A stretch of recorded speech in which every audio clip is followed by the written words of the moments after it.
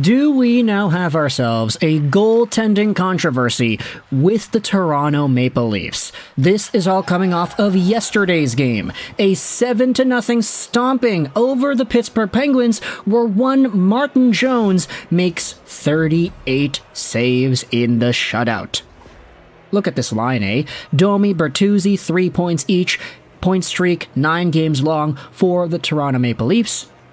Look at all the goals, too. Matthew Nyes opened the scoring with a brilliant on-the-rush backhander. Marner, McMahon gets his first on the year. Domi, Tavares, Gregor, Nylander, too. 7-0 stomping of the Pittsburgh Penguins at the hands of the Toronto Maple Leafs. And, as we had talked about, it's Martin Jones who has come up here in relief of Joseph Woll, getting himself the shutout. In fact, things have been so good for Martin Jones in the limited stint he has spent back up with the Toronto Maple Leafs that now you kind of have to take a look at it and say, we have ourselves an issue. The guy had a .900 save percentage in the 9 minutes he played against the Ottawa Senators. He let in a goal in that stint, but still, 10 shots against, 9 saves. He then played off against the New York Rangers, had a .903 save percentage there, and then posted up the shutout against the Penguins. 38 saves on 38 shots against. Take a look at Martin Jones and his season so far. Also, fun fact, I actually did run into Martin Jones a few times this summer because he was in Richmond for the Troy Stecher what was it called? The Diabetes Foundation skate that they were doing. So it was interesting seeing Jones in the building and seeing him out there in the parking lot. But Martin Jones, 33 years old, signed to a 1-year deal, $875,000, is the AAV. He was on waivers earlier this year, and he actually cleared. Was not doing all too hot in the AHL, admittedly. .870 save percentage and a .337 goals against in 5 total games. But ever since getting called up with the Maple Leafs, I mean, a .186 goals against and a .949 save percentage does not go out there and lie. Sure, the sample size is small, it's only 3 games long, but when you consider the other goalies that are options here for the Toronto Maple Leafs, with Joseph Woll being out with his .916 save percentage, the other guy remaining is Ilya Samsonov with an .878, .351 goals against, and 13 games played. Samsonov has had his issues this year. I think a lot of Maple Leafs fans would go out there and be very open about that. And as a result, you have yourselves articles like this popping up asking whether or not there is a legit goaltender trade and controversy on the horizon with the Toronto Maple Leafs. I'll leave a link in the description if you want to go ahead and read this yourself. It's published by Julian Trecker, and it was from earlier today. The article talks about how Martin Jones was initially a free agent signing that was seen as somewhat of a questionable move. Why did the Maple Leafs sign Martin Jones to a 1-year deal? Is this the kind of guy they want to shell out some extra depth spots to? He wasn't really doing all too well in the AHL, so what was the payoff there? His past inconsistencies worried a lot of people, but so far this season he's showing that he still has the level it takes to perform in the NHL. Here's the kicker. Since Joseph Woll was injured a few weeks ago, Jones took over and he's been impressive, starting by finishing off the game against the Sens with 9 saves and 10 shots, then he beat the Rangers and shut out the Penguins. We didn't give them any life, any momentum. I wasn't asked to do anything crazy out there tonight. We were solid, Martin Jones says. Now, because of the Ilya Samsonov situation, as we had talked about, his save percentage is down there in the gutter, .878 save percentage. You even have a whole bunch of Maple Leafs fans going out there and saying things like this, that Samsonov is swimming all over the place and overplaying shots, caught out of position. Jones straight up just does not do that. He's been looking great. With Ilya Samsonov struggling, it might be the perfect moment for Jones to assume the starting role while Woll is sidelined. Samsonov currently holds an .878. If his struggles persist, Sheldon Keefe may have no option but to rely more on Martin Jones. Since joining the Leafs, Jones has a flawless record of 3-0-0.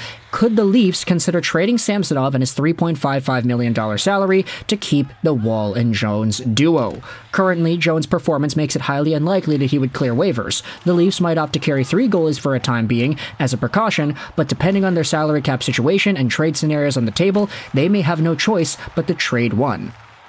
Do you think the Leafs should trade Samsonov? So that is a really intriguing idea that is sparked up by the hot play and the hot hand of Martin Jones.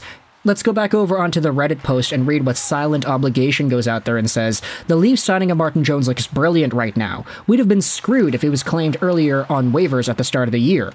Jones looks so positionally sound in net, meanwhile Samsonov is swimming all over the place and overplaying shots and getting caught out of position. If Jones continues this play, Samsonov may be joining Klingberg on Robidas Island when Woll returns."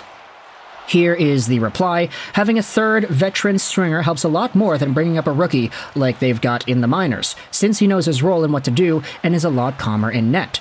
It is great, as long as he isn't claimed.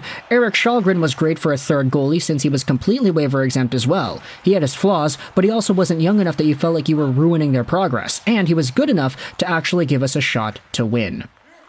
There's actually no chance that Jones gets claimed. Since he came up as an emergency loan, he can be sent back down without having to clear waivers once Woll comes back, assuming Sammy is also healthy at the time. It is interesting to note that there are so many loopholes and extracurricular stipulations that determine whether or not a player would be eligible for waivers, but because this is an emergency, just like we had talked about with the Jonathan Berggren situation in Detroit a few days ago, they have to get sent back down, and it's apparent that the waiver situation won't be too heavy there. But there are a whole bunch of comments that are saying like, hey, hit the brakes a little bit. Remember how good Eric Kallgren looked. Nobody is looking at Jones for a long-term potential solution. Just saying it's great to have a veteran backup. So there you go. Some others are going out there and saying, wait a minute, pause. We're not going to do this. We're not going to trade away Samsonov. We're not going to use Jones as the main number 2 guy behind Joseph Woll when he comes back. Let's just hold on. Keep our hats on our heads, we'll just be calm about this and go at it day by day. Jones is not a long-term solution, it's just a really good option to have. But because we have the two perspectives here, y'all saying that we should hold off, and some of y'all writing articles about how there could be a goaltender trade controversy because of this, I want you to let me know your thoughts in the comments section below. When it comes to Martin Jones and the way that he's played so far, it's a very small sample size, yes, but he's looked great in this limited stint. So once Joseph Woll comes back, do you try the 3 goalie rotation? Do you force Woll back into the starting position and you try to see what Samsonov and Jones could do? Do you rather just send Jones down because that's the stipulation required in the emergency call-up agreement? Or do you find a way to get Jones back onto the team and go with that 3 rotation? If Samsonov continues struggling, which he definitely has been this season, .878 save percentage and a .351 goals against is not great, and it's a pretty big decline from what he had done last season, then do you have a choice? Are you forced to go out there and put Jones in that position to take over a backup role and maybe fill in extra spots during back-to-back games, etc.? There are some commenters on the the Maple Leaf sub. They're also saying that, yeah, Samsonov has struggled, it's really nice to have Jones, and next year it'll be nice to save money. If Woll keeps playing well when he's back, you can have a veteran backup like Jones with he'll be potentially acting as a 3rd-string goalie. Samsonov is unplayable right now, the commenter goes out there and says. So, interesting comments, interesting ideas. Let me know your thoughts in the comment section below about the idea of a Toronto Maple Leafs goaltender trade controversy. Are you trending more in the direction of trading Samsonov away? Do you force Martin Jones to continue playing like he's been playing? And once Joseph Woll comes back, do you go with a 3 goalie rotation? We've been seeing in Montreal, Detroit, a few other teams what it's like to have that 3 goalie rotation. If you're a Toronto Maple Leafs fan, do you feel comfortable with your team going out there, spending that cap and putting yourselves in a similar spot? Let me know your thoughts in the comment section below. I hope you enjoyed this video, and bye.